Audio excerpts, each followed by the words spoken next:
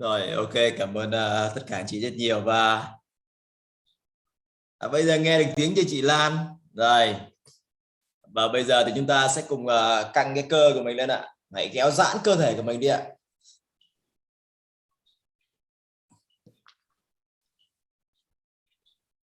Kéo giãn cơ thể của mình để mình cảm thấy là cái không gian xung quanh mình nó là điều tuyệt vời nhất. Vậy căng cơ thể của mình ra. Ok, lắc lư một chút cho người chúng ta cảm thấy thoải mái nào anh chị. Đúng rồi. Yes, vô cùng tuyệt vời đúng không? Hãy luôn luôn tạo những cái trạng thái cơ thể thoải mái nhất để chúng ta biết rằng cơ thể chúng ta lắng nghe chúng ta và chúng ta luôn luôn yêu thương cơ thể của chính mình, đúng không ạ? Yes.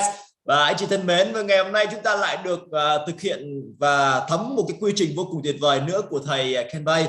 Và cho phép sang hỏi rằng bao nhiêu chị chúng ta rất là mong chờ thầy Kenbay rồi ạ? Các anh chị có thể là hãy nở những nụ cười thật tươi và cũng lắc lắc cái tay này cho thầy nhìn thấy camera thôi, chứ thầy cũng không nghe được Sang nói giây phút này đâu ạ, nhưng mà thầy sẽ cảm nhận được cái năng lượng của chị. Ok. Và cảm ơn tất cả chị rất nhiều. Và nếu như năng lượng vô cùng tuyệt vời như thế rồi thì chúng ta hãy cùng vỗ tay thật lớn đi ạ. Hãy vỗ tay thật lớn. Yes, những tràng vỗ tay của anh chị là những nguồn động lực vô cùng tuyệt vời gửi năng lượng đến đến thầy Kenbay. Và ngay bây giờ xin chào teacher Kenbay. Stand up for the champions, for the champions. Stand up, stand up, stand up, stand up. Yes, this morning I wanted to start off with this. Ngày hôm nay, buổi sáng ngày hôm nay tôi muốn bắt đầu với cái này. I used to have a system. Tôi luôn luôn là phải có một cái hệ thống. It called just cars. Và tôi có một cái hệ thống có tên gọi là car. Cars works on CARS. Cái chữ car ở đây có nghĩa là CARS. So I used to tell my salespeople, tôi thường nói với những người bán hàng của tôi, just make sure that every morning, every day you focus on cars. đảm bảo rằng là một ngày ấy thì bạn tập trung vào car. You know, C is calls. Các bạn có biết rằng đầu tiên cái chữ C đó chính là call, là cuộc gọi. Focus on 20 calls a day. Có nghĩa rằng tập trung vào khoảng 20 cuộc gọi mỗi ngày. Make sure you see 2 to 3 persons a day. Và cái chữ A tiếp theo đó chính là appointment, là cuộc hẹn. Thì đảm bảo rằng là các bạn có từ 2 đến 3 cái cuộc hẹn mỗi ngày. Make sure you get 5 to 10 names. Và sau đó chữ R tiếp theo là referral, có nghĩa là cái sự giới thiệu. Hãy đảm bảo rằng các bạn sẽ có khoảng 5 đến 10 cái sự giới thiệu để khách hàng. And service 1 to 2 persons a day. Và cái chữ S cuối cùng ấy là service, có nghĩa là phục vụ, rằng là mình phải phục vụ khoảng 1 đến 2 khách hàng mỗi ngày. So when you talk about calls, it's straightforward, right? Thì khi mà chúng ta nói về cái call ấy, là cái cuộc gọi thì nó rất là đơn giản để hiểu rồi. Basically, we are talking about approaches. Có nghĩa rằng chúng ta đang nói về cái bước của chúng ta tiếp cận đó. Alright, just make 20 calls. Chỉ là gọi, nhấc máy lên và gọi 20 cuộc. And see 2 to 3 persons a day. Và gặp khoảng 2 đến 3 người mỗi ngày. Just focus on meeting the persons, calling the persons to talk about your business. Và tập trung vào cái việc mà gặp cái người đó, gọi điện cho người đó và nói về cái việc của bạn. And this is really a golden rules of mine. Và thực sự cái này ấy, nó là một cái nguyên tắc vàng của tôi. Whether I'm in recruitment or whether I'm in selling, Kể cả là tôi ở trong cái vấn đề về tuyển dụng hay là tôi bán hàng, I know that every day I see two persons at least a day, I'm safe. tôi chỉ cần đảm bảo rằng là mỗi ngày ấy, tôi chỉ cần gặp khoảng 2 người thôi là tôi an toàn rồi. Referral is a very big part of sales career or businesses rather. Và thực sự cái sự giới thiệu nó là một cái phần cực kỳ quan trọng ở trong kinh doanh. Because referral helps you to focus on a very niche market strategy. Bởi vì rằng là cái sự giới thiệu ấy nó đưa cho các bạn vào một cái thị trường là cực kỳ tập trung vào cái nhu cầu. But if you ask me for referral leads, Bởi vì nếu mà bạn hỏi tôi về những cái mà liệu tôi nên giới thiệu cho bạn những cái người khách hàng hay không? you would only ask me for referral lead because I'm a Singaporean, you want Singapore contacts. Bạn chỉ có hỏi tôi về những cái sự giới thiệu bởi vì bạn biết được rằng tôi là một cái người Singapore, thì khi mà tôi giới thiệu thì tôi cũng giới thiệu cho bạn những cái người Singapore. And people around me, maybe in training business, maybe in investment career, right? So or technology or startup.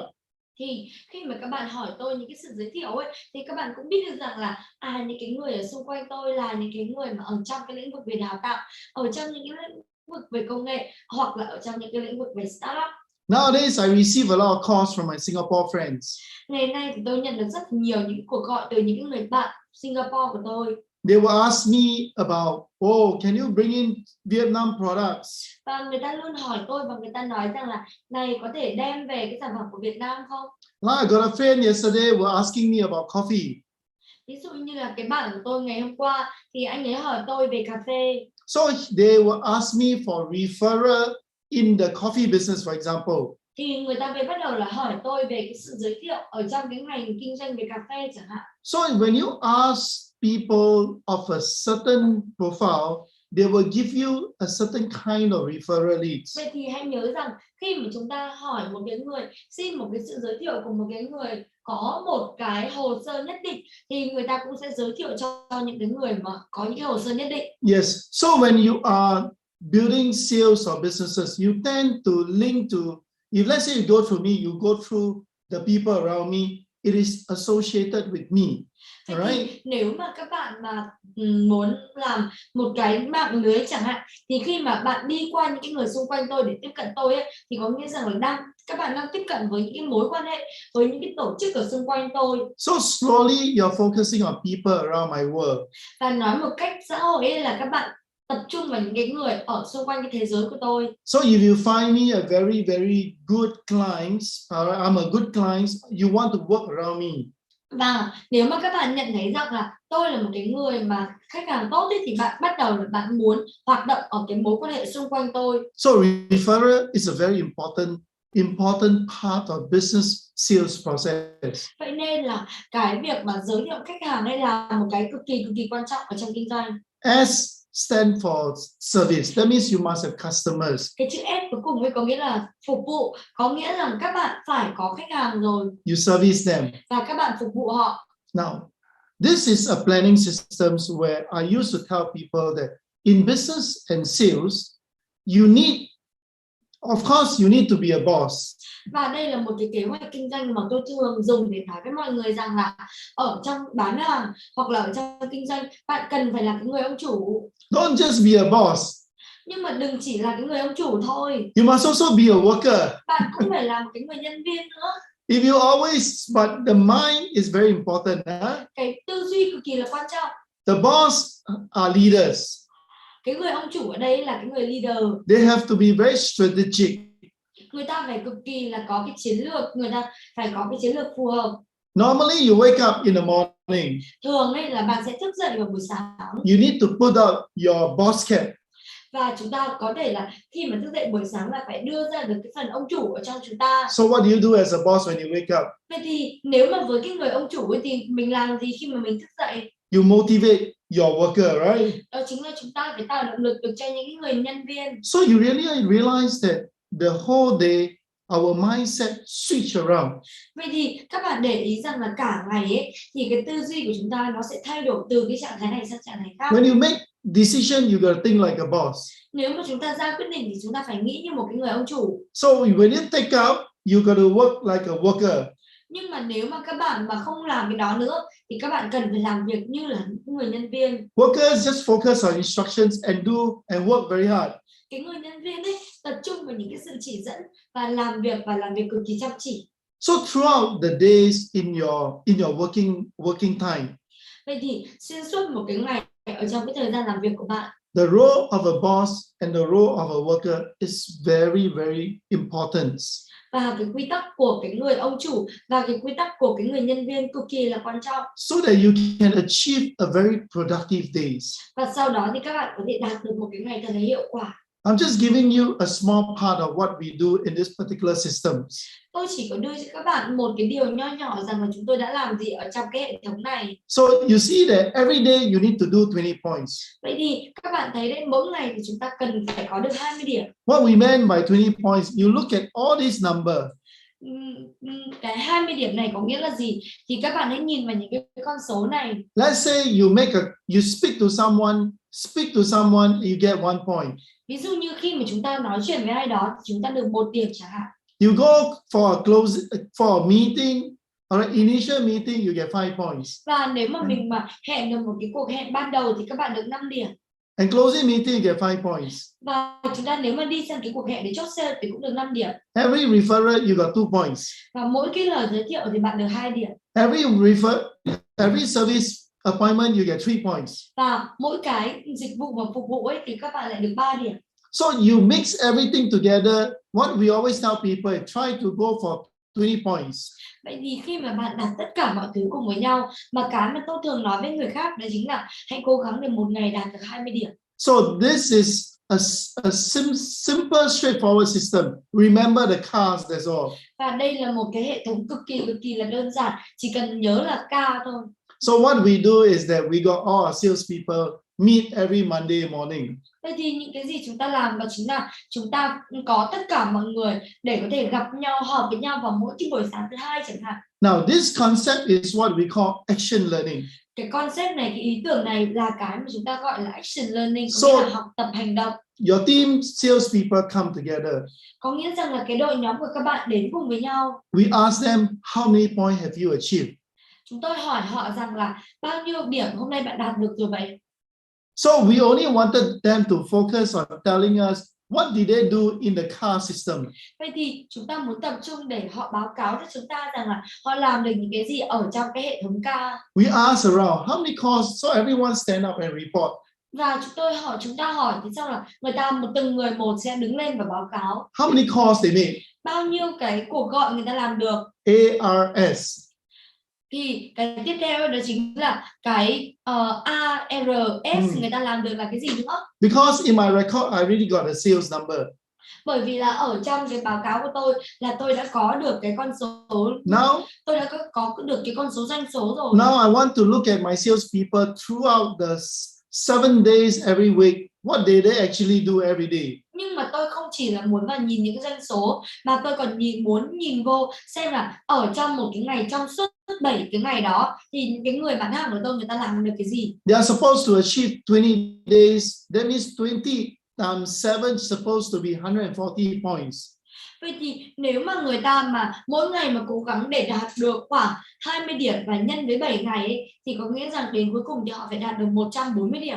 You notice that my people always only achieve the maximum 100 points. Thực sự là những cái người của tôi luôn luôn đạt được cái điểm số cao nhất là 100 điểm. So you see, system like this helps me to assess my sales organization. Vậy thì những cái hệ thống như thế này nó giúp cho tôi đánh giá được là cái tổ chức bán hàng của tôi. The people that I want to coach. Đánh giá những cái người mà tôi muốn huấn luyện. And to determine whether they are fielding agents, they are fielding salespeople, they are maintaining, they are average successful, or they are super producers. Và để có thể dùng cái đó để có thể đánh giá rằng những cái người này là những người thất bại, hay những cái người này là những cái người duy trì, hay họ là cái người thành công trung bình, hay họ là cái người xuất sắc.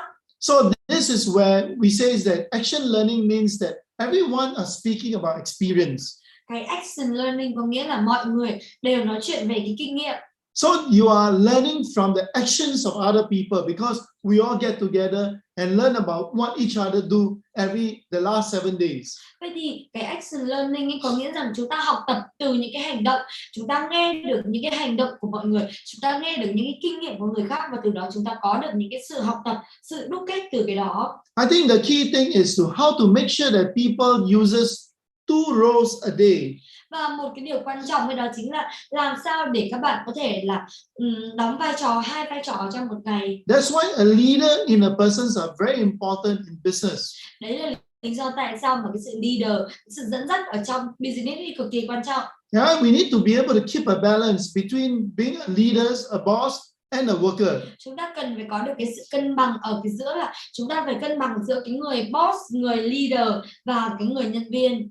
So let's go back to the sales appointment again. Vậy thì cùng đi vào cái cuộc gặp để bán hàng. And today I want to discuss with you a very key what is really initial meeting. Remember yesterday we were talking about initial meeting and closing meeting. Vậy thì ngày hôm qua chúng ta đã nói chuyện với nhau về cái cuộc hẹn ban đầu và cái cuộc hẹn để chốt sale. Yeah. So in the initial meeting, remember we were talking about arousing interest and building trust. Cũng hãy nhớ rằng là ở trong cái cuộc hẹn ban đầu chúng ta nói với nhau về khơi gợi hứng thú và xây dựng được cái sự tin tưởng. So I wanted to discuss the initial meeting and reinforce it.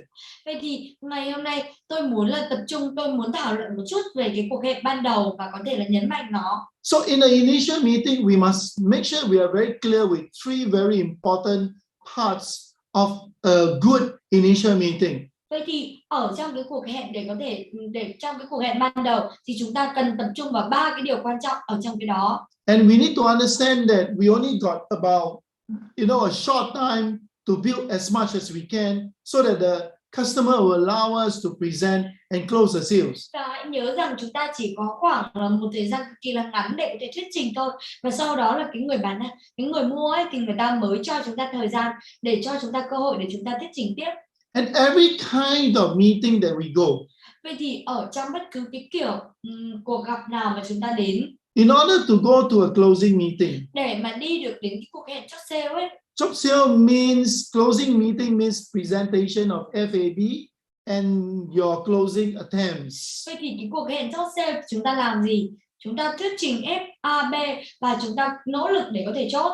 Yeah. So in an initial meeting, you need to make sure that you understand what is the trust model. Nhưng mà để mà tiến đến cái cuộc hẹn chốt sale đó thì chúng ta cần phải hiểu được rằng là ở trong cái cuộc hẹn ban đầu chúng ta cần phải có được cái sự tin tưởng. Time and your professional skill. Chúng ta cũng hiểu được về cái thời gian và hiểu được về cái sự chuyên nghiệp, những cái kỹ năng chuyên nghiệp. So let's discuss this. Vậy thì cùng thảo luận về cái điều này. I used to make it easier for everyone to plan their qualifying of leads. Và tôi muốn làm nó cực kỳ là đơn giản cho tất cả các bạn ở đây để có thể là phân loại cái khách hàng của mình. In any of your business, Ở trong bất cứ cái business nào, there will surely be sure close leads, right? luôn luôn có những cái người khách hàng chắc chắn chốt. Yeah, your sure close leads. You have your hot leads. Và bên cạnh đó các bạn cũng có cái người khách hàng nóng nữa. You got your warm leads and you got your cold leads. Chúng ta cũng có người khách hàng ấm và người khách hàng lạnh. So remember that actually it depends on the kind of business that you're in. You qualify accordingly. Vậy thì dựa trên những cái mô hình kinh doanh mà các bạn đang làm mà các bạn sẽ phân loại họ một cách hợp lý. Like for example, I use chain, right?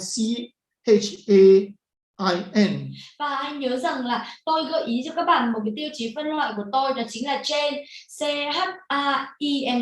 So there's a way for you got to develop your own qualifying criteria for your business. Vậy thì đấy là những cái của tôi.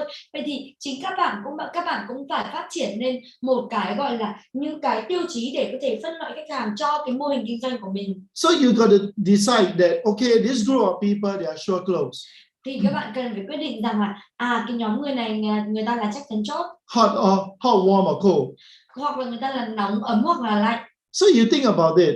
Vậy thì các bạn nghĩ về cái điều đó. You need time to nurture a cold leads into a sure close lead. Chúng ta cần thời gian để có thể là bắt đầu chuyển từ cái người mà lạnh sang người chắc chắn chốt. So you notice that actually when the persons are cold, Vậy thì khi mà cái người đó là lạnh á, the trust is negative. thì cái sự tin tưởng Right. cực là một The cái negative. sự tin tưởng là âm cơ. So what you do is that when you got very negative trust, you need to have very high skill. Vậy thì khi mà chúng ta có cái sự tin tưởng thấp, âm cái sự tin tưởng này, thì chúng ta cần phải có được cái kỹ năng chuyên nghiệp cao. So as you spend more time with the customers, Vậy thì càng ngày chúng ta càng dành nhiều thời gian với cái người khách hàng này hơn. as you spend more time, you got more information of this person. Chúng ta dành nhiều thời gian hơn thì chúng ta có nhiều thông tin về cái người này hơn. And when you build more beliefs, Và dần dần ý chúng ta cũng xây dựng được nhiều cái sự tin hơn. so you see, slowly the trust level goes up. Vậy thì các bạn thấy đấy, dần cái sự tin tưởng này nó sẽ đi lên. When the person trusts you more, you don't have focus. You don't have to use a lot of skill anymore. Và khi mà những cái người đấy người ta đã tin tưởng các bạn nhiều rồi thì chúng ta không cần phải có nhiều những cái kỹ năng chuyên nghiệp nữa. So you realize that as the person trusts you more, Vậy thì bạn nhận ra một cái điều rằng là bởi vì cái người đó người ta tin tưởng bạn nhiều, the skill level is less focus Thế nên là những cái việc mà tập trung vào cái kỹ năng ấy thì nó sẽ ít hơn. because the person trusts you already. Bởi vì cái người này người ta đã tin tưởng các bạn rồi. You see, that is how the whole skill model work.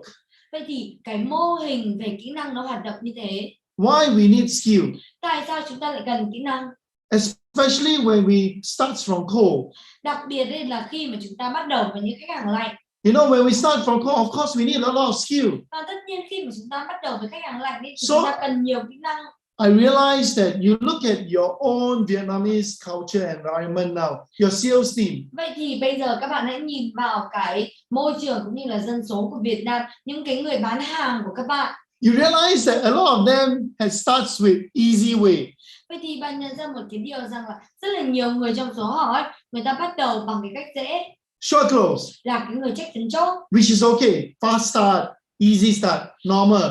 Cái điều đó cực kỳ là bình thường, nó cũng ok thôi, bởi vì nó khiến cho các bạn khởi động nhanh và nó khiến cho các bạn là có thể bắt đầu dễ dàng hơn. So what happened when the sure close leads finish? Và cái điều gì nó diễn ra khi mà những cái người chắc chắn chốt người ta hết. So what happened is they got to go to the warm and the cold, right? Vậy thì cái gì diễn ra thì người ta cần phải đi sang những cái người nóng và người ấm, sau đó là tiếp đến những cái người lạnh. So in this graph, I want to focus on one very important thing. Vậy thì ở trong cái biểu đồ này tôi muốn tập trung vào một cái thứ cực kỳ quan trọng. A lot of the sales people only want to focus on starts with short close and hot, which is okay. Rất là nhiều cái người bán hàng người ta chỉ có muốn là tập trung vào những cái người chắc chắn chốt và người nóng thôi. But when you start your sales career with short close and hot, you don't need to learn a lot of skill to do well. Và nếu mà làm những cái điều đó thì nó ok thôi, nó không có điều gì sai trái cả, vì ai cũng muốn bắt đầu nhanh mà. Nhưng mà nếu mà các bạn mà bắt đầu với những cái người chắc chắn chốt ấy, thì các bạn không cần phải có nhiều những cái kỹ năng. So I want to show you something. Vậy thì tôi muốn chia sẻ cho các bạn một cái điều này. So what happened? Let's draw this line, yeah? Vậy thì hãy cùng vẽ cái đường này. So you are here. Ví dụ như bạn đang ở đây So you started your business with hot leads. You make a lot of money. và chúng ta bắt đầu cái người khách hàng của mình, bắt đầu cái sự nghiệp của mình với những người khách hàng nóng, chúng ta kiếm được nhiều tiền. You only focus on sure close. Chúng ta chỉ có tập trung vào cái người chắc chắn chốt thôi. So you make money. Và chúng ta lại kiếm được tiền. So what happened is that when you make enough money, Vậy thì cái điều gì diễn ra khi mà chúng ta kiếm được đủ tiền rồi? then your short close leads no more. Vậy thì những cái người khách hàng chắc chắn chốt không có nữa. So you don't want to, and then you start working on the hot leads. Và sau đó chúng ta bắt đầu là làm việc ở những cái người nóng. So you reach a maximum. Và chúng ta đạt được một cái con số nhất định. So I noticed that a lot of them stop working. Tôi biết được rằng là sau đó rất là nhiều người trong số họ ấy, người ta ngừng làm việc. Because they got no skill to look for other like cold call or warm. Bởi vì là cái lúc này người ta sau khi mà hết những cái người chắc chắn chốt và nóng rồi mà người ta không trau dồi kỹ năng ấy, thì người ta không thể nào mà làm được với khách hàng ấm và lạnh. So nobody teach them how to do sales. Và bên cạnh đó thì không ai dạy cho họ là bán hàng như thế nào. A lot of people want to find easy way out. Rất là nhiều người ta chỉ muốn là tìm cách dễ dàng thôi. So they stop. Và sau đó người ta dừng lại, They come down. người ta đi xuống. And then no more money. Và sau đó không có tiền nữa. So they go to another different business. Vậy thì người ta mới đi sang một cái mô hình khác. And they go to a short close case again. Và người ta lại đi lại với những người chắc chắn And chốt. they make money until one point they no more short close and hot leads. Và kiếm tiền cho đến một cái điểm mà không còn cái người chắc chắn chốt và nóng nữa. And then they stop again. Thì sau đó người ta lại dừng lại. And they jump to maybe another business, another network and all that, another sales career. Thì người ta lại có thể nhảy qua một cái business khác, một cái mạng lưới kinh doanh khác. So when a short close case see you jump and jump and jump. Vậy thì nếu mà cái người chắc chắn chốt, những cái người này người ta cứ liên tục nhảy. Yes, they trust you, Thì là ok, người ta tin tưởng bạn, but they don't believe you anymore. nhưng mà người ta không có tin bạn nữa. So what happened is that you stop, you go to another, you have no more business, you go to another business. Vậy thì cái điều gì đó diễn ra tiếp theo là chính là bạn cứ khi mà bạn trùng xuống thì bạn lại nhảy sang một cái This time round, you get lesser result và cứ dần bạn lại có được những cái kết quả ít hơn. because your short close case already don't believe you. Bởi vì cái người chắc chắn chốt ấy, người ta không có tin bạn nữa rồi mà. And after a while, you jump and you jump and jump. At the end of the day, you got zero. Vậy thì sau tất cả mọi lần ấy thì bạn cứ nhảy sang cái chỗ khác, bạn nhảy sang business khác, và cho đến cuối cùng ấy thì bạn không đạt được cái gì cả. So you realize something very often here. Vậy thì bạn nhận ra một cái điều cực kỳ là thường xuyên ở đây. People jump and jump and jump. They are very short term. Nhưng cái người mà cứ nhảy từ cái này sang cái khác ấy, người ta cực kỳ là ngắn hạn. When they start something, they go back to their own contact always. Và khi mà người ta bắt đầu cái gì thì người ta luôn luôn là quay trở ngược lại đối với những cái liên lạc của người ta. At the end of the day, they got no money. Và cho đến cái cuối cùng ấy thì người ta không có tiền. This is a very, very obvious and very common things that I see here. Đây là một cái cực kỳ là dễ thấy và một cái điều bình thường chung mà tôi thấy ở đây. The only way to succeed in life is this. Chỉ có một cái cách duy nhất để có thể thành công ở trong cuộc sống thôi. Right? This way, you can only go this way if you improve your skill. Bạn có thể đi theo cái cách này nếu mà bạn mà cải thiện được cái kỹ năng của mình. Because I have already showed you. Bởi vì là tôi đã cho bạn thấy rồi mà. If you go, you can only succeed. Most businesses succeed or sales career succeed because of their ability to build people that they don't know. Và lý do tại sao mà những cái người bán hàng người ta thành công, lý do tại sao mà những cái tổ chức bán hàng người ta thành công, bởi vì rằng là người ta có cái khả năng mà trau dồi những cái kỹ năng sau khi mà làm việc với những cái người mà chúng ta quen biết. So that's the reason why I keep saying to a lot of people here, look and build long term. Đấy là lý do tại sao mà tôi cứ luôn luôn nói với mọi người ở đây rằng là hãy nhìn và xây dựng ở dài hạn. Make sure you increase your knowledge. Và đảm bảo rằng là bạn tăng được cái kiến thức của mình. Have the right attitude. Có được một cái thái độ, có được một cái tư duy thật là đúng đắn. Make sure you increase your sales. Đảm bảo rằng là bạn phải tăng được cái Your skill, sorry. cái số bán hàng. Increase your skill. Đảm bảo rằng là bạn có thể tăng được cái kỹ năng của bạn. And you must have a system to accountable for. Nhưng mà bạn phải nhớ rằng bạn phải có được một cái hệ thống. Yeah. So this is what I wanted to share with you today. This is very important. Vậy thì đây là những cái mà tôi muốn chia sẻ cho các bạn ngày hôm nay. Nó cực kỳ là quan trọng. People that are very close to you, they might trust you because you are a good person. Và nếu mà những cái người mà cực kỳ thân thiết với bạn ấy thì người ta có thể tin tưởng bạn bởi vì bạn là một cái người tốt. They trust you. After a while, you keep jumping and keep coming back to ask them to buy. Và nếu mà ban đầu người ta tin tưởng bạn ấy thì người ta mua, nhưng mà sau đó bạn cứ liên tục là bạn nhảy việc và bạn cứ quay lại bạn mời người ta mua ấy, And when they stop believing in you. Vậy thì cho đến cuối cùng khi mà người ta mà dừng không có tin bạn nữa. Especially I see a lot of money game people. Đặc biệt là tôi nhìn thấy những cái người mà làm money game rất là nhiều. They do a project. Người ta làm cái dự án. They chase after people that they know. Và người ta bắt đầu là người ta đuổi theo những cái người mà người ta biết. Project die. Và sau đó thì cái dự án nó chết. People lost money. Người ta mất tiền. You can only go back one time, two times. People get run away from you. Even your brothers and sisters. Kể cả bạn là cái người anh chị em đi chăng nữa thì bạn cứ quay lại một vài lần như thế thì người ta cũng chạy khỏi bạn mà thôi. And I'm sure all of you have seen people like that. Tôi đảm bảo rằng là tất cả các bạn đều đã nhìn thấy những cái người như thế rồi. So that is how we make use of trust for people, for you, for the salesperson. Thì đây là cái việc mà chúng ta đã sử dụng cái mối quan hệ lòng tin như thế nào.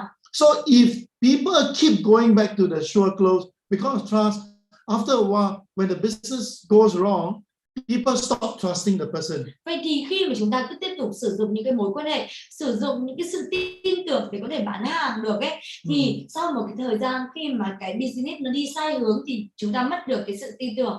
That is the reason why I keep promoting, I keep focusing on two very important things.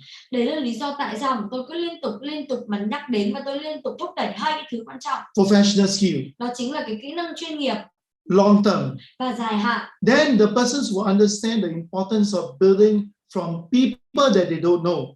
Và từ đó thì người ta mới hiểu được rằng là cái kỹ năng xây dựng từ những cái người mà người ta không biết. You generate leads, for example, through referral skill.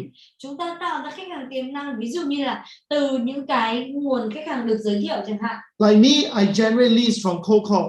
Và như là bản thân tôi là cái người mà tạo ra được những cái người khách hàng từ khách hàng lạnh. You start going to networking events.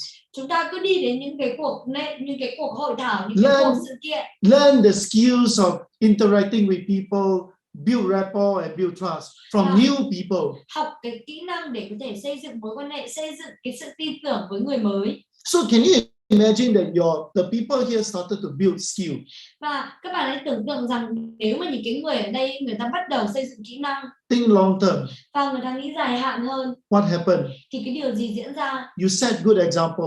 Đó chính là các bạn có được một cái ví dụ tốt, And slowly younger generations will learn to do the right thing right. và dần dần đến những cái người trẻ người ta sẽ nhìn vào những cái ví dụ, nhìn vào tấm gương đó và người ta làm những cái điều đúng đắn một cách đúng đắn. Of course, many people is smarter now. Và tất nhiên là rất nhiều người ta cực kỳ giỏi bây giờ. They watch other people make mistake. Thực sự ấy, bây giờ nhiều người ta chỉ có đứng nhìn thôi, người ta So nhìn, now they started to learn. người ta nhìn người khác gặp sai lầm và bây giờ người ta bắt đầu làm việc, người ta bắt đầu học tập rồi. So it is so really important to understand that we need to build skill because business are built on people that we don't know. Thì bây giờ chúng ta biết được rằng là chúng ta cần xây dựng những cái kỹ năng, bởi vì là làm kinh doanh chúng ta cần phải xây dựng từ những cái người mà chúng ta chưa biết. One of my biggest sales is still coming from cold call. Một trong những cái mà sale, một trong những cái bán hàng tuyệt vời to nhất của tôi ấy vẫn là ở thời mà tôi đi tiếp xúc với khách hàng lạnh. And what is important is this in the initial meeting. Và cái điều gì quan trọng đó chính là ở trong cái cuộc hẹn ban đầu. Two very important skills are important. Hai cái kỹ năng cực kỳ là quan trọng. One is rapport building skill. Cái kỹ năng đầu tiên là kỹ năng xây dựng mối quan hệ. The other one is questioning skill. Và cái kỹ năng thứ hai là kỹ năng đặt câu hỏi. All right. What is questioning skill is fact finding. Fact finding skill. Vậy thì kỹ năng đặt câu hỏi là để làm gì? Đó chính là để đấy là cái kỹ năng để chúng ta tìm kiếm được thông tin. And when we question them, we want to there are few kinds of question, right? Và nếu mà chúng ta muốn đặt cái câu hỏi thì sẽ có một số loại câu hỏi khác nhau. Open question. Đó chính là câu hỏi mở. Open question means that you allow the person to express themselves when you ask a question. Cái câu hỏi mở có nghĩa là mình cho phép cái người nói, người ta được bộc lộ cái bản thân họ khi mà mình đặt câu hỏi. For example, you ask why. Ví dụ như bạn hỏi là why, tại sao? Because you ask a why, people got to express themselves. It's an open question. Và nó như là một cái câu hỏi mở, bởi vì khi mà mình hỏi là tại sao thì người ta cần phải là thể hiện, người ta cần phải nói cho bạn nghe cái bản thân họ. But how do you do it? Hoặc là bạn hỏi rằng là bạn làm nó như thế nào? We call this open question. Thì chúng ta gọi nó là những cái câu hỏi mở. Yeah? Closed question. Hoặc là những cái câu hỏi đóng. That means you only want a specific answer. Very short answer. Cái câu hỏi đóng ấy là mình chỉ muốn là những cái câu trả lời ngắn thôi, những cái câu trả lời mà được gói gọn vào trong những cái nhất định. Example, do you want to go or not? Ví dụ như mình hỏi là bạn muốn mua hay là không? It's what we call a closed-ended question. Yes or no only. Thì đấy chính là cái mà chúng ta gọi là những cái câu hỏi đóng á, có nghĩa là người ta chỉ trả lời có hoặc không thôi. So questioning skills are very important. Vậy thì cái kỹ năng đặt câu hỏi cực kỳ là quan trọng. Arousing interest skill is going a guiding strategy. Vậy thì cái khơi gợi hứng thú ấy, nó chính là chúng ta đi vào một cái chiến lược là chiến lược dẫn dắt. We call this guiding questions. Và chúng ta gọi cái đó chính là cái chiến lược là câu hỏi dẫn dắt. So in the initial meeting, when we meet with people, sales always uses the approach of guiding questions. Vậy thì ở trong cái cuộc hẹn ban đầu, khi mà chúng ta muốn tiếp xúc với cái người đó, chúng ta muốn khơi gợi hứng thú, thì chúng ta cần phải làm một cái, đó chính là mình phải dùng những cái câu hỏi dẫn dắt. Example, how you arouse interest. Ví dụ như là các bạn khơi gợi hứng thú bằng cái cách nào? Do you want to be a millionaire, for example? Ví dụ như là bạn hỏi rằng là bạn có muốn trở thành triệu phú hay không? You guide them to say yeah, of course, you know. Bạn dẫn dắt người ta để cho người ta có thể nói là yes, có. Do you want to make full use of the time when the COVID crisis to increase your sales by 20%? Vậy thì bạn có muốn là làm cho cái thời gian Covid này nó trở nên là tuyệt vời hơn bằng cái việc mà chúng ta phải tận dụng được 100% thời gian của mình không? So the response to you is always yeah. Vậy thì những cái câu hỏi như thế thì nó rất là dễ dàng để có thể nói có. Vậy thì cái câu trả lời chúng ta nhận được luôn luôn là có. So this is what we call the guiding question to to arouse the person's interest. Vậy thì đây là những cái mà chúng ta gọi là những cái câu hỏi dẫn dắt để cho chúng ta khơi gợi sự hứng thú. Here you always focus on the benefits, the hot button. Và ở đây ấy, các bạn luôn tập trung vào cái lợi ích, luôn tập trung vào cái điểm nóng. So when in the initial meeting, Vậy thì khi mà đến cái cuộc hẹn ban đầu á, when you wanted to build rapport and ask question, guiding question is very important. khi mà chúng ta muốn xây dựng được cái mối quan hệ và chúng ta muốn hỏi câu hỏi ấy, thì những cái câu hỏi dẫn dắt cực kỳ quan trọng. So let's quickly touch on rapport building skill. I want to reinforce what I did yesterday. Vậy thì hãy cùng nhanh chóng chạm vào cái xem nào, xây dựng những cái mối quan hệ nó là như thế nào. Tôi muốn là nói qua về những cái gì mà hôm qua tôi cũng đã nói. Remember, rapport building skill can be learned. Hãy nhớ rằng cái kỹ năng xây dựng mối quan hệ có thể học được.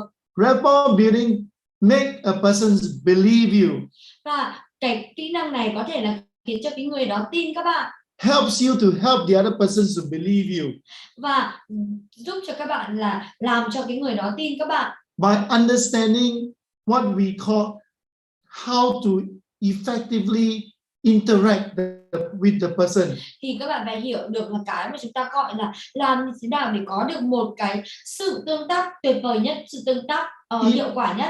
Yes, in order to build rapport effectively, Để có thể mà xây dựng được cái mối quan hệ một cách hiệu quả, you need to understand that whatever that we say, thì chúng ta cần phải hiểu được rằng là những cái gì mà chúng ta nói, whatever verbally that you talks about to the other person, tất cả những cái mà về ngôn ngữ, về lời nói mà chúng ta nói với người ta, only 7%. thì chỉ đúng là 7% mà thôi. That means today I'm speaking English with you. Ví dụ như ngày hôm nay tôi nói về tiếng Anh với bạn. Actually, content is not so big, Thực sự là về cái nội dung ấy nó không quá là quan trọng, nó không quá là lớn đâu. but my other things is more important, Nhưng mà những cái thứ khác của tôi nó càng quan trọng hơn cơ. especially when we are speaking through the videos. Đặc biệt đây là khi mà chúng ta nói chuyện qua video với nhau. Our voice, our vocals is important. Cái giọng nói, cái lời của chúng ta ấy mới quan trọng.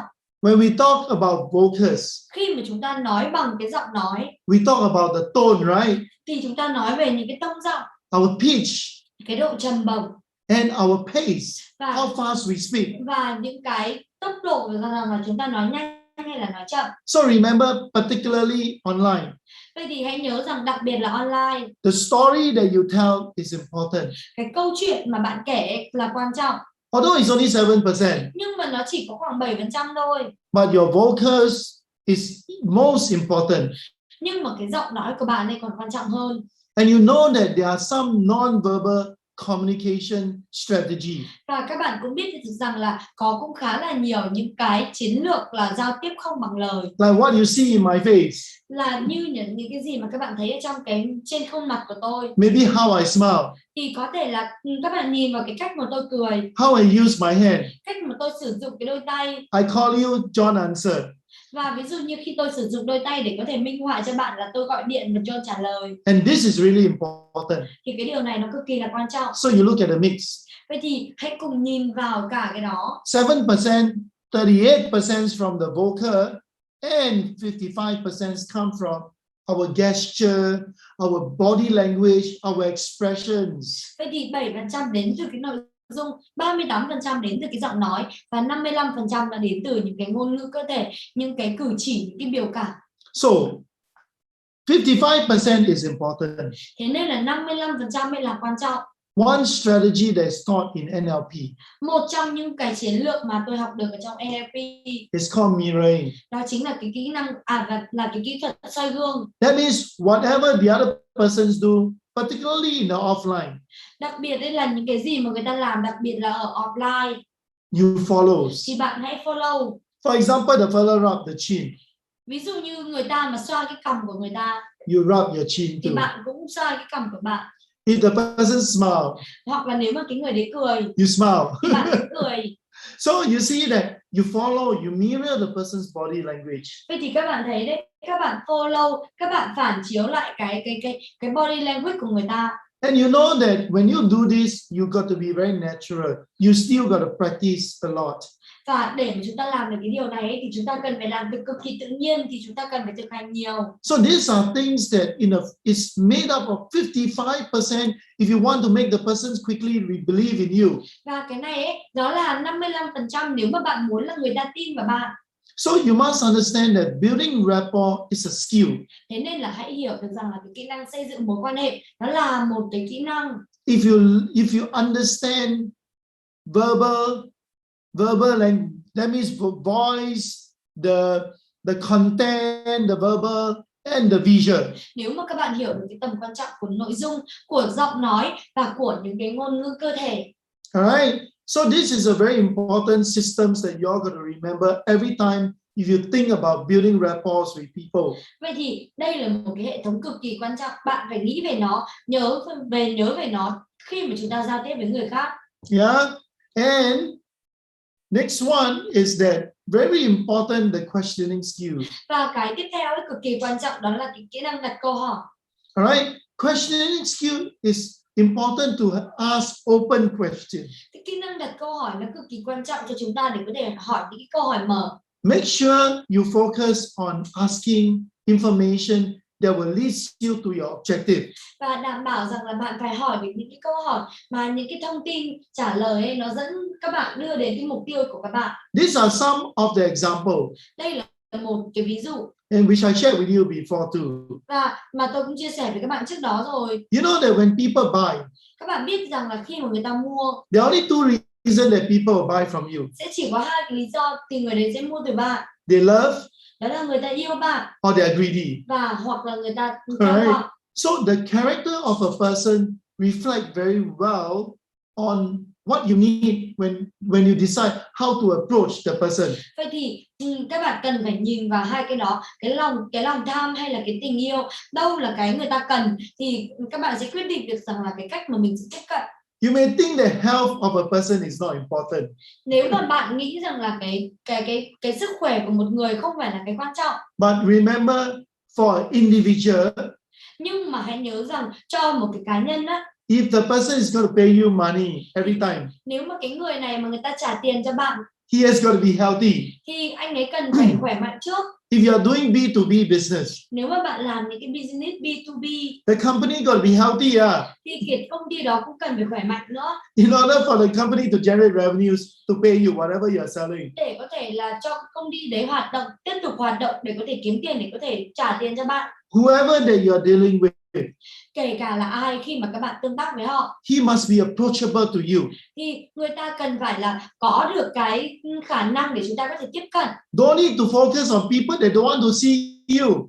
Đừng có tập trung vào những cái người mà người ta không thể gặp bạn. For example, one of the most important criteria whenever I do cold call, Và hãy nhớ rằng một trong những cái kỹ năng, một trong cái tiêu chí quan trọng khi mà tôi tiếp xúc với khách hàng lạnh is when I approach the persons are a bit more friendly. thì khi mà tôi tiếp xúc với một cái người mà cái người đó người ta hơi thân thiện với tôi á, Allow me to talk. người ta cho phép tôi để có thể nói chuyện, Allow me to say, sir, can you give me just 10 minutes of your time? thì ví dụ như là người ta cho phép tôi để có thể nói rằng xin phép có thể cho tôi khoảng 5 phút, cho tôi khoảng một chút thời gian được không? As long as he allows me, Miễn là anh ấy cho phép tôi. to me, he qualified to be approachable. Thì đối với bản thân tôi thì cái phần tiếp theo đó chính là có tiếp cận được hay không ấy, thì anh ấy ở trong cái kiểu có tiếp cận được đối với tôi. The person that you talk to must have the authority to make decision. Vậy thì cái người mà bạn làm việc, các bạn mà tiếp xúc với họ thì họ phải có cái quyền để đưa ra quyết định. He must be able to, the person you talk to, he must be the decision maker. Thì cái người mà bạn nói chuyện cùng ấy, họ phải có ra được quyết định. The persons must have budget. Cái người đó người ta phải có cái ngân sách. The budget to pay you. Cái ngân sách để có thể trả cho bạn. And the other thing is that you must find out their previous purchasing behavior. For example, sir, when you buy this particular lights, who do you buy from previously? Ví dụ như là mình có thể là check những cái giao dịch mua trước đó của người ta và những cái những cái đó, ví dụ như mình hỏi rằng là bạn mua cái đèn này thì ở lần trước ấy bạn mua cái đèn này của ai đó. If you attended this training before Ờ, or sales training before, nếu mà các bạn có tham gia một số những cái chương trình đào tạo về bán hàng who is the persons that they teach you and how did they teach you? thì trước đây bạn tham gia những cái chương trình về bán hàng rồi, vậy thì bạn học từ ai vậy, hay là ai là cái người mà dạy bạn ở trong những cái chương trình đó? So previous experience or purchases is very important. Vậy thì hãy đảm bảo rằng là phải nhìn được những cái hướng mua, cái giao dịch trước đó của cái người khách hàng. Because asking all these questions helps you to determine how you can approach. Bởi vì cái việc mà chúng ta hỏi tất cả cái câu hỏi này để có thể giúp chúng ta quyết định rằng là chúng ta nên tiếp cận như thế nào. Should you approach like a hunter, painter, actor, counselor, architect or farmer? Chúng ta nên tiếp cận theo cái người thợ săn, họa sĩ, diễn viên, nhà tư vấn hay kiến trúc sư hay nông dân. Because remember, as a salesperson, bởi vì hãy nhớ rằng với chúng ta, nếu mà chúng ta là cái người bán hàng, we must be able to change ourselves on the spot. Thì chúng ta cần phải có thể là thay đổi bản thân mình ở trên sân khấu luôn. So the STM that you have done actually give you an idea who you are and what you're going to change towards to. Vậy thì cái STM ấy nó có thể giúp cho các bạn rằng là xác định rằng các bạn là ai và các bạn muốn hướng tới cái hình mẫu nào. The only thing that you can do it is when you are aware of it yourself. Chỉ có một cái cách duy nhất mà các bạn có thể làm nó, đó chính là các bạn tự nhận thức được về bản thân mình. You are able to practice fact finding skill. Chúng ta cần phải thực hành những cái kỹ năng như là tìm kiếm thông tin. So that you know what to change towards to. Và từ đó thì chúng ta mới có thể là biết được rằng là chúng ta cần phải thể hiện, chúng ta cần phải là thay đổi như thế nào. So there's a saying that goes. Thế nên là tôi luôn luôn nói như thế này. The art of selling is in the art of questioning. Cái nghệ thuật ở trong bán hàng là cái nghệ thuật của cái việc đặt câu hỏi. That is the reason why I always say that people that talk cannot sell. Đấy là lý do tại sao tôi luôn nói rằng là hầu như những cái người mà nói nhiều ấy thì thậm chí người ta còn không thể bán được hàng đâu. Because if you talk all the time, you will not have time to listen to the person. Bởi vì nếu mà chúng ta cứ nói nhiều quá thì đâu có thời gian để lắng nghe người ta. If you don't know the person, you know yourself, only 50% chance of winning. Nếu mà chúng ta biết bản thân mình rồi nhưng mà chúng ta không biết được cái người khách hàng của mình ấy chỉ có khoảng 50% chiến thắng mà thôi. If you know yourself, và nếu mà các bạn biết bản thân mình, if you know your buyer, mà chúng ta biết được cái người mua hàng của you mình, got 100% chance of winning. thì chúng ta sẽ có 100% cơ hội để chiến thắng. That is the reason why the art of selling is in the art of asking questions. Đấy là lý do tại sao mà cái nghệ thuật bán hàng ấy nó nằm ở trong cái nghệ thuật đặt câu hỏi. When you ask and fact find very, very well, khi mà chúng ta hỏi và chúng ta tìm kiếm được những cái thông tin ấy, you would also need to identify what is their pain point, thì chúng ta cần phải là xác định được là đâu là cái điểm đau, their hot buttons. đâu là cái điểm nóng. Right, for example, in a COVID crisis situation like this, Ví dụ như ở trong một số những cái trường hợp, những cái tình huống Covid như thế này. John, do you have free time? Này John, bạn có thời gian rảnh hay là không? Has your business dropped? Cái business của bạn ấy, cái kinh doanh của bạn nó có bị giảm sút hay không? When your income dropped, how do you deal with it? Thì nếu mà những cái thu nhập của bạn giảm ấy thì làm như thế nào để bạn có thể xử lý cái điều đó? So this whole high quality question is important for us to arouse John interest to your product that you're Vậy selling. thì những cái câu hỏi mà có chất lượng cao như thế này cực kỳ là quan trọng với chúng ta để có thể khơi gợi hứng thú của John. Remember, you need to arouse interest. Hãy nhớ rằng các bạn cần phải là khơi gợi hứng thú. You arouse interest because you wanted to move on to your presentation and closing. Chúng ta khơi gợi hứng thú bởi vì chúng ta muốn là tiến tới cái bước tiếp theo, đó chính là thuyết trình bán hàng và chốt sale. Yeah, you arouse interest by asking guiding questions. Chúng ta khơi gợi hứng thú bằng cái cách mà chúng ta hỏi cái câu hỏi. Yeah, when you ask guiding question, you want them to agree. Khi mà chúng ta hỏi họ thì chúng ta muốn là họ đồng ý. So that when you say that John, my time is up, Và khi mà chúng ta nói với John rằng này John, cái thời gian của tôi nó hết rồi, Are you interested to find out more? bạn có hứng thú để có thể kiếm thêm thông tin được không? If John say, yeah, okay, go ahead. Nếu mà John nói rằng ok, cứ tiếp tục thôi, So John, that will lead another about an hour. Are you okay with it? thì mình lại nói rằng này John, cái việc này nó sẽ tốn khoảng là 1 tiếng hoặc là 1 tiếng rưỡi nữa đó. So Thì bạn có ok với điều đó hay không? and he say yes, you go in and start doing presentation. Và nếu mà John nói rằng có thì mình tiếp tục là đi vào và mình thuyết trình. And I'll speak about this more tomorrow. Và tôi sẽ nói chuyện về cái cuộc gặp để chốt sale này vào ngày mai nhiều hơn. And with this, remember, Vậy thì với cái điều đó, hãy nhớ một cái điều cực kỳ quan trọng. think about what I've gone through with you today Hãy nghĩ về những cái gì mà tôi vừa chia sẻ cho các bạn ngày hôm nay and write it all down. và viết nó vào cái cuốn nhật ký. Discuss with your team leader. Hãy cùng thảo luận với cái người team leader của bạn. And I know that in this particular program, Và tôi cũng biết được rằng là ở trong cái chương trình như thế này, Lynn will continue to reinforce if you are not clear. thì anh Linh sẽ liên tục có thể lặp lại, nhắc lại cho các bạn nếu mà các bạn không có hiểu rõ. And if you are good, Và nếu mà bạn tốt, you may wanted to go to another person and share with the person. thì bạn có thể rằng là nếu mà các bạn thấy rằng nó tốt, nó ok, thì các bạn có thể đem nó đi ra ngoài và chia sẻ với người khác, Share with your salespeople. chia sẻ với những người bán hàng của các bạn, Give them some idea. đưa cho họ một số những cái ý tưởng Encourage them to think long term. và có thể là thuyết phục và khuyến khích họ để nghĩ dài hạn, Learn some skill. học một vài những cái kỹ năng mới. And this is why I say that learning is really learning the right thing right. Thế nên là tôi mới luôn nói rằng cái này ấy, nó là học những cái điều đúng đắn một cách đúng đắn. I found that here it's important not to learn something that's just motivated lah. Và thực sự ở đây ấy, chúng ta không học được những cái gì, chúng ta không muốn là học những cái gì mà nó chỉ có truyền động lực đâu, Learn something that you can take action mà hãy học những cái gì mà các bạn có thể hành động đó. and it makes sense to you. Và nó phải hợp lý với các bạn. Most important, help you to get a result. Và một trong những cái điều quan trọng nữa là chính là nó giúp các bạn đạt được cái kết quả. Yes, with this is how the today goes. Vậy thì với cái điều đó thì cái bài học của chúng ta ngày hôm nay là như thế này. All right, go through your diaries, Và hãy nhìn vào cái cuốn nhật ký của bạn write down the notes, và hãy ghi chú vào. and this is how the days goes. Vậy thì cái ngày của chúng ta nó bắt đầu như thế đó. All right, with this, Lynn, where are you? Và với cái điều đó xin nhường lời lại cho anh Linh ạ. Yeah, thank you. Cảm ơn thầy Kenbay rất là nhiều. Chúng ta hãy comment xuống cảm ơn thầy Kenbay, cảm ơn bạn Ánh đấy ạ. Cảm ơn thầy Kenbay và cảm ơn bạn Ánh. Chỗ các anh chị có mưa mới, chứ chỗ em là bây giờ đang mưa rất là to. Sài Gòn đang mưa rất là to. Rồi, ok. Sáng nay chúng ta đã được thầy chia sẻ được ạ, làm thế nào để người mua hàng từ chúng ta, đúng không ạ? Và sáng hôm nay chúng ta được thầy chia sẻ ở hai cái bước. Cái bước đó là xây dựng mối quan hệ và xây dựng lòng tin, đúng không ạ? Xây dựng mối quan hệ và xây dựng lòng tin.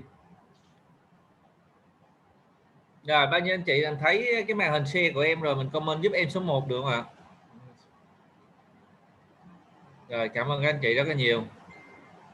Thì em xin được cái tóm tắt lại cái phần sáng nay phần sáng nay của thầy một tí xíu.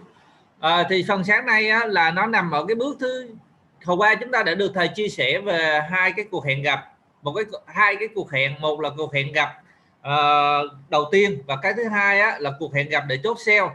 Ở cái cuộc gặp để chốt sale nó là chính là cái cuộc chiến mà chúng ta bán cho khách hàng cái lời yes, và khách hàng thì bán cho chúng ta lại cái lời từ chối no, đúng không ạ? Nó là một cái cuộc chiến, và ai sẽ thuyết phục được người kia trả lời. Nếu mình thuyết phục được người kia trả lời yes thì mình sẽ bán được hàng. Ngược lại, nếu như khách hàng mà thuyết phục chúng ta là từ no mà chúng ta sẽ không bán được hàng, đúng không ạ? Thì ngày hôm nay chúng ta sẽ tập trung vào cái cuộc hẹn đầu tiên.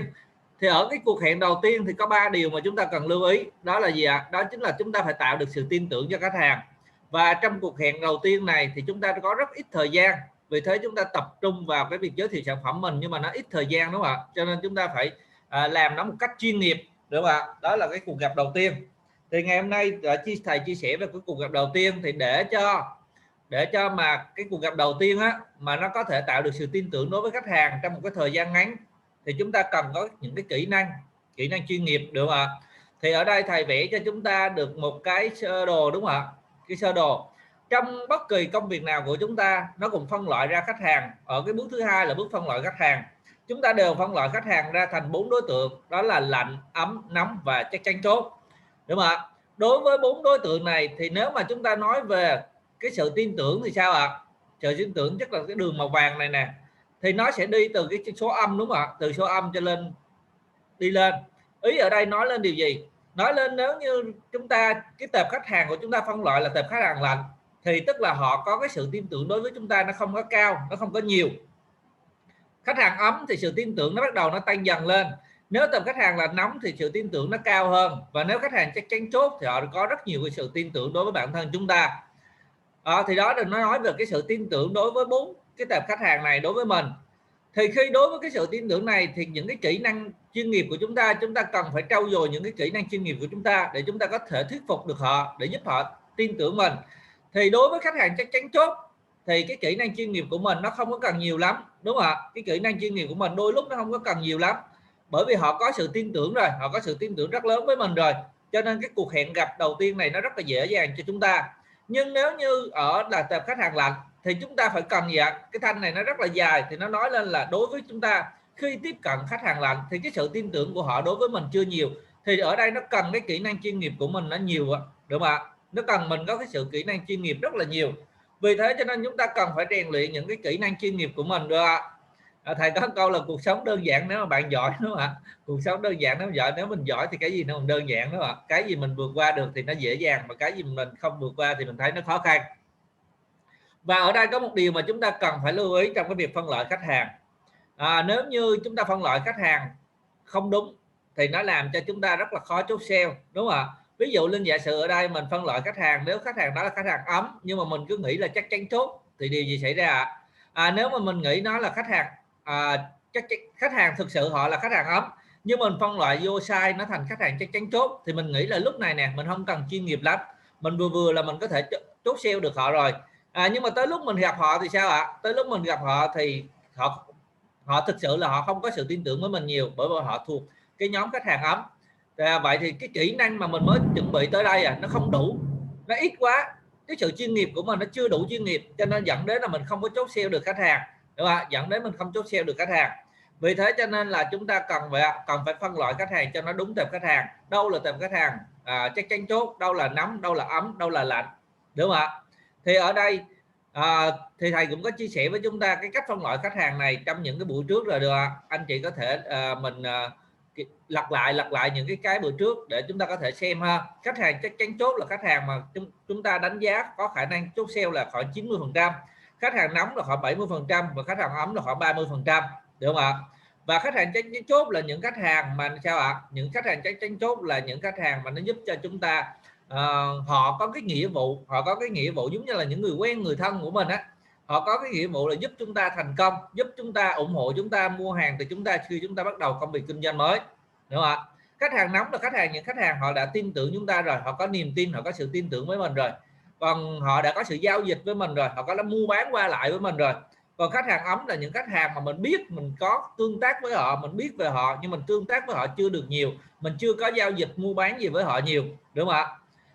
Rồi thì ở đây có một điều nữa, trên cái sơ đồ này thì chúng ta thấy nè, cái công việc kinh doanh ngoài kia thường là khi chúng ta bắt đầu một công việc kinh doanh thì chúng ta sẽ tập trung vào khách hàng chắc chắn chốt, và khi tập trung vào khách hàng chắc chắn chốt thì chúng ta sẽ cái công việc kinh doanh của chúng ta nó sẽ rất là tốt, nó phát triển. Nhưng khi khách hàng chắc chắn chốt chúng ta sử dụng xong rồi nhưng chúng ta không áp dụng những cái phương pháp ví dụ như là xin lời giới thiệu, đúng không ạ? Xin feedback, xin phản hồi, xin lời giới thiệu để chúng ta gia tăng cái tệp khách hàng của mình lên, thì nó dẫn khi khách hàng chắc chắn chốt chúng ta làm hết rồi thì chúng ta bắt đầu là làm đến khách hàng nóng, ấm, và khi mà hết khách hàng ấm rồi thì lúc này chúng ta không có khách hàng nữa thì cái công việc kinh doanh của chúng ta nó sẽ đi xuống. Khi công việc kinh doanh của chúng ta nó đi xuống rồi, chúng ta không bán được hàng nữa, chúng ta không có đối tượng khách hàng để chúng ta bán nữa, chúng ta không rèn luyện những kỹ năng chuyên nghiệp nữa, nó dẫn đến khi chúng ta tiếp cận với khách hàng lạnh thì chúng ta không bán được hàng, dẫn đến chúng ta sẽ rời bỏ cái công việc kinh doanh đó của chúng ta. Và chúng ta được một ai đó giới thiệu với một công việc kinh doanh mới, hoặc là chúng ta sẽ tìm kiếm ra một cái công việc kinh doanh mới và chúng ta lại bắt đầu, chúng ta lại quay trở lại, chúng ta gặp những khách hàng mà chắc chắn chốt thì lúc này cái niềm tin của họ bắt đầu nó đã suy giảm với bản thân chúng ta rồi. Khi như vậy cho nên là khi mà đó chúng ta lại tiếp tục là chốt những khách hàng chắc chắn chốt thì lúc này nó